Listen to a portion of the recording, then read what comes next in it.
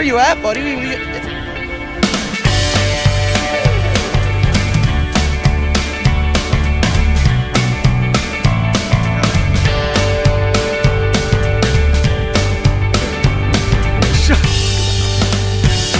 Oh, here, look at these.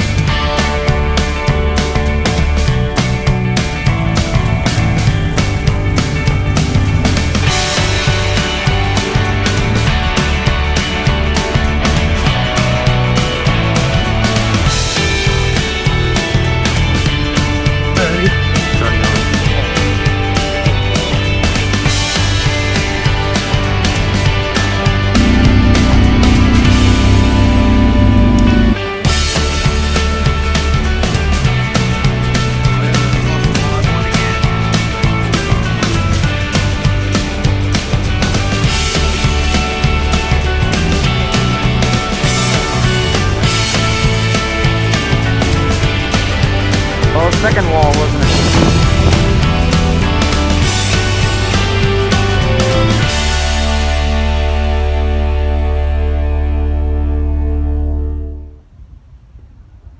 Hey, what's going on, guys?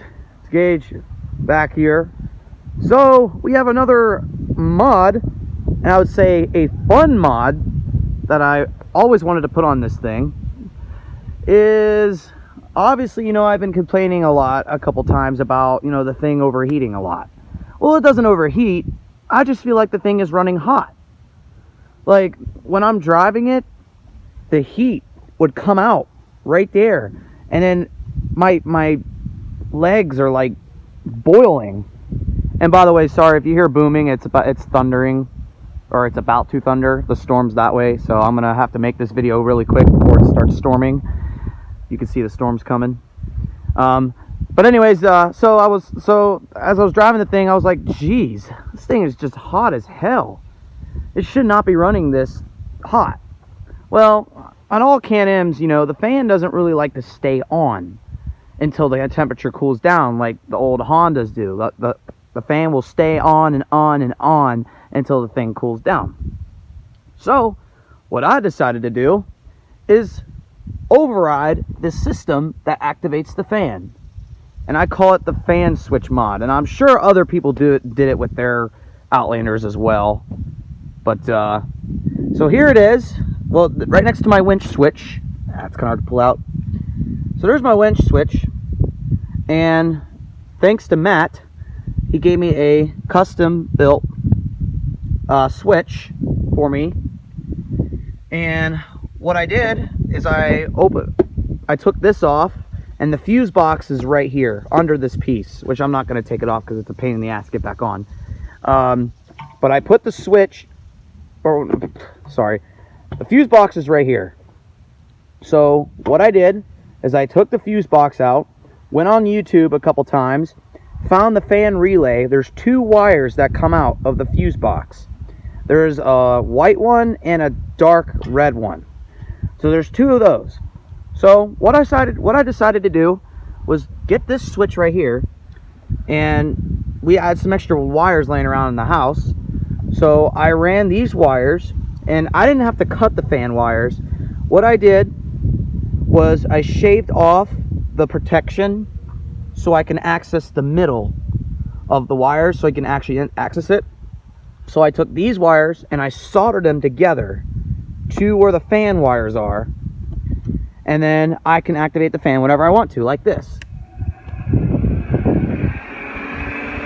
See? Fan stays on. So, and I've already went riding on this thing for about 20 minutes, and it has already cooled down significantly. I'll turn that off. So this thing right here, I was riding around for about 20 minutes, right? And the system doesn't turn on the fan soon enough, in my opinion, because the engine's already hot when it decides to turn on the fan. So what I do, when I first got it out today, I go about maybe for 5 minutes, and then I manually turn the fan on. And that's when it should come on. But even if yours does come on that quickly, that means there's something wrong. That means the engine's heating up quickly. But the radiator's clean, so no problems there. But that's about all I did. I put a fan switch on and it runs smoothly. Especially when you're drifting over there, you know, the thing's not getting air. So sometimes the fan doesn't like to stay on these Can-ams. Like, they'll stay on for like a minute and then they'll turn off for a minute and then they'll turn back on. I don't know if that has anything to do with saving battery life or something, but you know, I'm about to find out when I have the thing constantly on. But I'm sure it's fine because the alternator's charging the battery, so I don't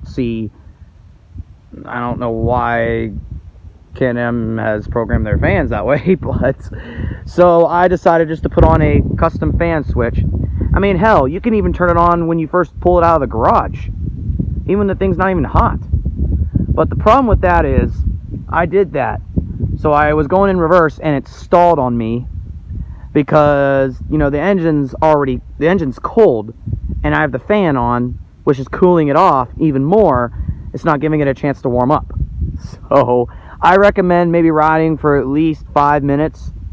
If you are going to put a fan switch on your Can-am or any machine, I'm sure it's on any of them, like Yamaha, Honda, or anything. But if you are deciding to put a custom fan switch on, I recommend driving it for at least 5 minutes, then turn it on, so the engine's, you know, warmed up enough. Because if it's cold, why cool it more if it's cold?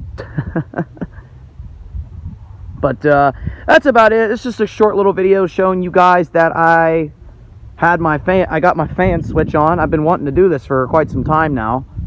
So I put it right here under my winch switch and I push that up when I don't need it. And the cool thing is you do not have to have the key on to activate the fan. See, key is out, still on. So that's good. I mean, the only downfall about this mod is it will, if you park it and you forget to turn the switch off, it will drain your battery. So, and plus, you know, if you're parked at an event, somebody can just come by here and go and turn it on, and the fan will just be on and on and on, and then by the time you come back to your machine, the battery will be toast. So that's the only downfall. I wish you can, because what I want to do, I wish you can connect that to the ignition switch, but I'm sure there is a way. I was just too lazy. But that's the only downfall. It'll drain your battery. It will never shut off. But the good thing is, you don't have to, like, let's say if you're out riding and you forget to turn the fan switch on. Don't worry, the computer will still turn on the fan if the engine gets too hot, just like it normally would. So you don't have to worry about that. So it'll still turn on like it should, even if you forget to turn the switch on. Just like I said, you know, bad thing is, if you leave it on, it'll stay on and it'll drain your battery. But anyways, that's about it for me. So custom fan switch mod is installed, and that's about what I did next to this thing. And there's the tent. Oh, by the way, the tent's collapsing. I gotta like take this thing down. I don't even know what it looked like inside. So yeah, it's like water's getting in there. But hey, my phone just got a notification that there is a severe thunderstorm warning issued for us. So I'm gonna get the fuck out of here before I get slammed by this storm over there that I don't know if you guys can hear it. But that'll do it for me. So I'll see you guys in the next video.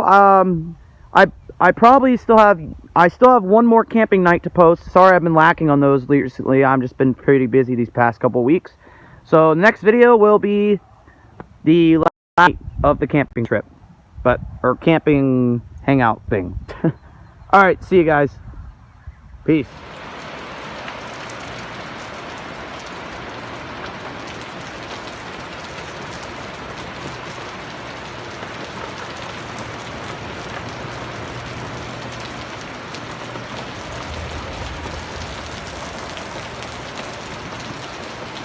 Yep, got out in time.